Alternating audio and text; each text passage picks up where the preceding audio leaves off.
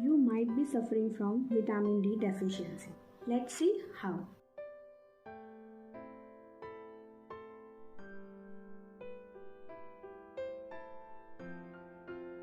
कई बार ऐसा होता है कि हमें बहुत थकान महसूस होती है, जॉइंट्स में, बैक में बहुत तेज़ी से पेन होता है, स्लीप पैटर्न्स डिस्टर्ब हो गए होते हैं और हमें कई बार ऐसा महसूस होता है कि हमें कुछ भी अच्छा नहीं लग रहा है, थोड़ा सा काम करने पर ही थकावट महसूस होती है।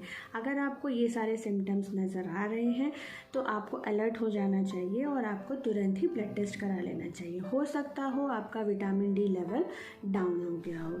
विटामिन डी की डेफिशिएंसी में ये सारे सिम्टम्स बहुत ही नॉर्मल हैं।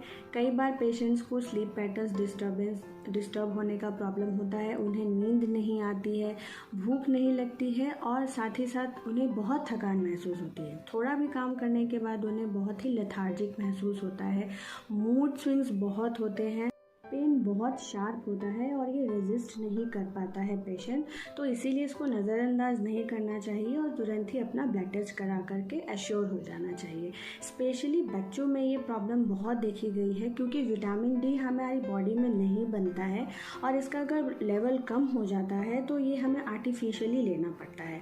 स्पेशली ये हमें सन से या फिर कुछ तरह के फूड होते हैं जैसे कि डेयरी के जितने भी प्रोडक्ट्स हैं, एग हो गया, मिल्क हो गया, चीज़ हो गया, इसके अलावा मशरूम्स हो गए, फ़िश हो गई, ये सारे प्रोडक्ट्स ऐसे हैं जिनसे हमें विटामिन डी मिलता है। और विटामिन डी का रोल सबसे इम्पॉर्टेंट ये होता है कि अगर ये हमारी बॉडी में होता है तो ये कैल्शियम और फॉस्फोरस का एब्जॉर्प्शन तेज कर देता है और अगर इसकी डेफिशिएंसी हो जाती है तो सबसे ज़्यादा इफ़ेक्ट जो है वो बोन्स पे पड़ता है। बोन्स वीक हो जाती हैं और धीरे धीरे ऑस्टियोपोरोसिस की प्रॉब्लम्स हो सकती है। तो इसीलिए ये सारी चीज़ों को हमें नज़रअंदाज नहीं करना चाहिए। खास करके बच्चों में ये प्रॉब्लम्स बहुत देखी गई है क्योंकि बच्चों का सनलाइट एक्सपोजर बहुत कम हो गया है। पहले बच्चे सन में खेलते थे लेकिन आजकल बच्चों को इंडोर गेम्स ज़्यादा पसंद है। ये प्रॉब्लम्स इन्फेंट्स में और एडल्ट्स में, स्पेशली एल्डरली में ज़्यादा देखी गई है। तो इसीलिए हमारे आसपास अगर कोई एडल्ट या फिर एल्डरली इस तरह की समस्या का सामना कर रहा है तो हमें तुरंत ही उसका ब्लड टेस्ट करा लेना चाहिए।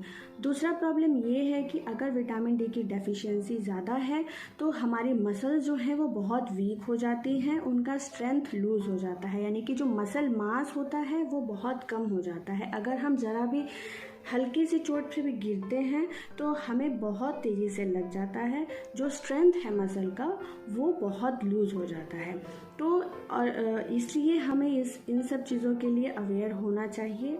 और बच्चों के केस में अगर हम देखें तो उनकी बोन्स वैसे ही सॉफ्ट होती है और अगर उन्हें विटामिन डी की डेफिशिएंसी हो जाती है तो उनके बॉडी में डिफॉर्मेशंस भी हो सकते हैं, बोन्स का डेवलपमेंट रुक सकता है, हाइट रुक सकती है और उनकी नॉर्मल ग्रोथ पे इफ़ेक्ट पड़ता है।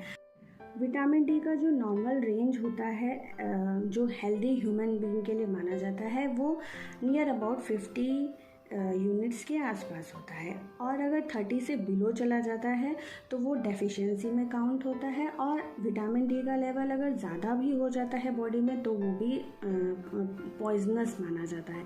तो इसीलिए हमें अपना चेकअप कराते रहना चाहिए और एश्योर हो जाना चाहिए कि हमारी बॉडी में डेफिशिएंसी तो नहीं है और अगर है तो ये ऐसी बड़ी प्रॉब्लम नहीं है जिसका कि हम क्योर नहीं कर सकते। विदिन 1 मंथ हम इस प्रॉब्लम को क्योर कर सकते हैं।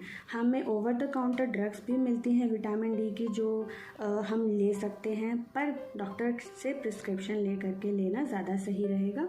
और इसके अलावा हम कुछ ऐसे फूड्स भी होते हैं जिसको कंज्यूम करके हम विटामिन डी का लेवल बढ़ा सकते हैं, जैसे कि एग हो गया, स्पेशली एग यॉक हो गया, मशरूम्स हो गए, सोयाबीन हो गया, फ़िश हो गए जिसमें कि सैल्मन और टूना फ़िश होती हैं, उनमें ज़्यादा विटामिन डी पाया जाता है। इसके अलावा चीज़ हो गया, मिल्क हो गया, इन सब चीज़ों से हम अपना विटामिन डी का लेवल मेंटेन कर सकते हैं।